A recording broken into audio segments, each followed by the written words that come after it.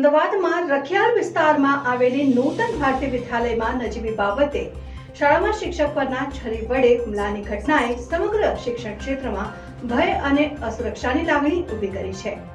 આ દુઃખદ અને નિંદનીય ઘટના માત્ર એક વ્યક્તિના ક્રિમિનલ વર્તનને કારણે સમગ્ર સમાજ માટે ચિંતાનું કારણ બની છે. જોતા રહો ભારત ટાઈમ્સ ન્યૂઝ.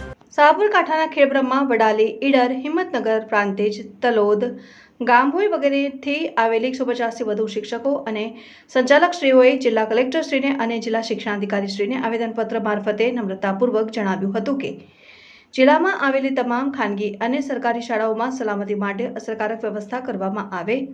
શાળાઓના પ્રવેશદ્વાર અને પરિસરમાં સુરક્ષાકર્મીઓ અને સીસીટીવી દ્વારા નિગરાની રાખી અસામાજિક અને ક્રિમિનલ લોકો સામે સુરક્ષાના પ્રવેશ નિયમો અને પગલાંની એસઓપી બહાર પાડવામાં આવે. હિંસાત્મક વ્યવહાર કે હુમલાની ઘટનાઓ સામે ઝીરો ટોલરન્સની નીતિ અંતર્ગત પગલાં લેવામાં આવે. શિક્ષકો માટે મનોસામાજિક સલાહકાર કે કાનૂની માર્ગદર્શન માટે જિલ્લા સ્તરે તાત્કાલિક સુવિધા ઊભી કરવામાં આવે. તમામ શાળાઓમાં પ્રવેશ માટે વાલીઓ કે સામાજિક રાજકીય સંગઠનો માટે ગાઈડલાઈન અને કાનૂની નિયમો દ્વારા શિસ્ત, માનવતા અને યોગ્ય વ્યવહાર અંગે વ્યવસ્થાપન અંગે તાલીમાત્મક પ્રવૃત્તિઓ યોજવામાં આવે.